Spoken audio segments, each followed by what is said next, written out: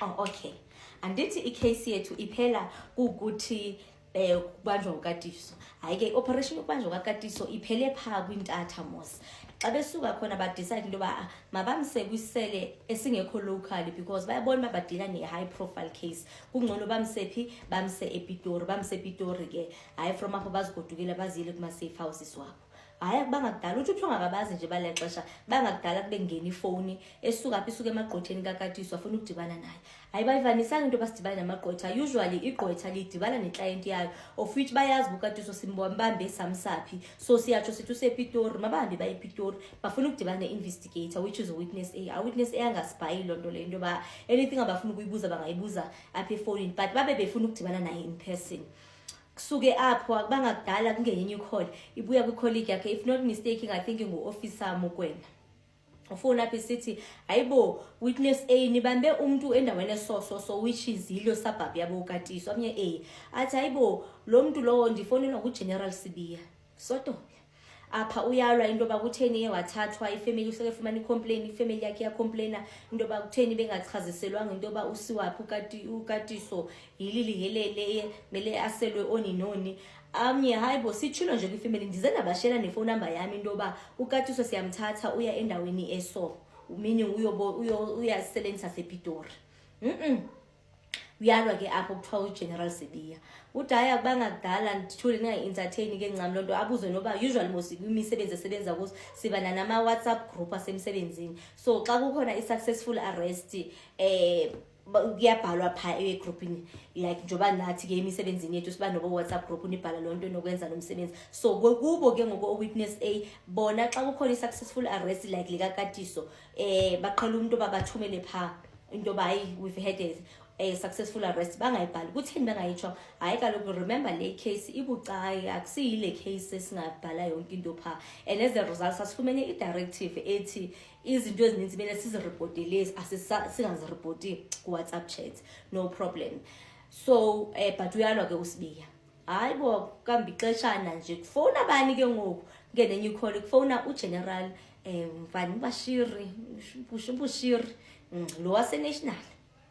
Xa ke ufona ebuza malunga okay phofu xa keqala ungena kamnandi ungena ezibika ngengudlwana zakhe zoba indoda andiphilanga ncam ndiyaxoxoma nje atsho ke ne-conditions ezimphethe kwathini thina mngene kamnandi. Xa ke suka apho angene umxholweni which is indaba icase likaKatiso into ba ile case yamstressa because nangoku imlwisa nabo no General Sibiya of which yena u-indebted kuGeneral Sibiya indebted kuGeneral Sibiya nje akazi into ba abona distractions. uGeneral indebted kuGeneral Sibiya indebted kuGeneral Sibiya nje promotion yakhe wayifumana through uGeneral Sibiya. Hayibo witness eyaka-entertaina nalo ndakanandaba nalo nto leyo. Hayibo bangakudala kuzofuna is it uma uvundla na okanye ikwanguye umakhulu omchazela ngoba lo Katiso uconnected ebantwini abayi5 abanye abadangerous abapowerful kwi-mining industry ke ngoku abale omswazi abo abale na the second person azobala ngathi ozinqumalo uzinqumalo lowo okuthiwa unobuchomi obuthizeni ukwazana noJulius Malema.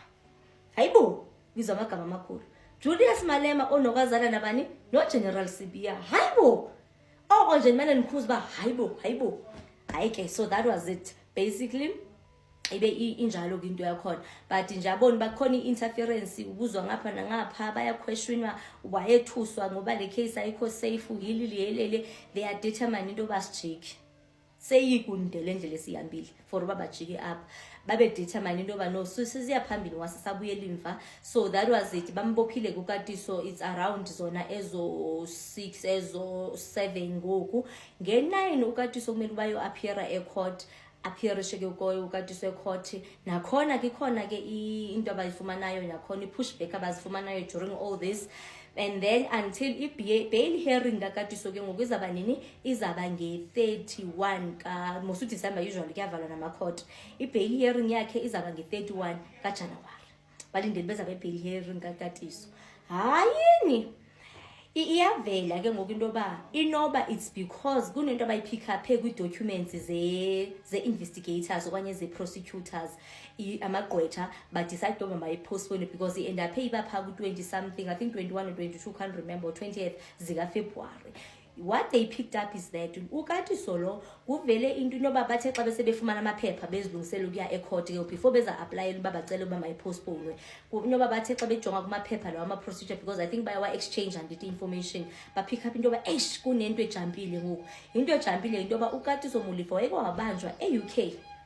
uKatiso ebanjwa e-UK nje ubanjwa ngena bhuti uyabanjwa uKatiso xa kebanjwa ubanjwa ngento e-wrong, ubanjwa nge-passport e-wrong, unamagama amatsha uKatiso, une-ID numbers ezintsha uKatiso.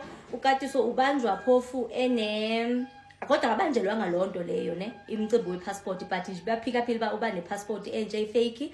uKatiso ubanjelwa isibhamu esingathi kwelacala le ndawo ayekuyi-UK ayisivumelekanga loo nhlobo yesibhamu lo wayeyiphethe, so ubanjiswa yiyo, ebanjiswa nayintsango. So andikhoshwa intsango lena uyaqhunywa na, but ubanjiswa intsango wabanjwa uyaconvictwa futhi e-UK. So yinto bebengazange bayidisclose, so bathe apho bejampa khona into yoba yeyi seyijampile ngapha and asiyidisclosanga ecourt inoba that's why baye bacela i-postponement. Kusho uwitness A ke bacela i-postponement yoba mayipostpone ibheki yakhe uba basayolungisa lo mcimbi loba ngoku sizawaquma njani la manyala plans koba besingayidisclosanga into enjalo. Yapostpone ke ibheki kaKatiso, ipostponela ntoni uFebruwari. My next part izaba yiyo leyo bafethu, yi-movie yonke into esibukelayo because nayo ibe ngamashixixi because witness A utsho uthi akakaza dibane nento efana nale mhla eyo attenda i-bail hearing kaKatiso. As a result baze bafuna ukuthatha ibheki zabo baphume bahambe xa bebukela amanyala wayesenziwa esenziwa ngubani? Ngumagistrate. Igama likhona ke liphumile on my next part.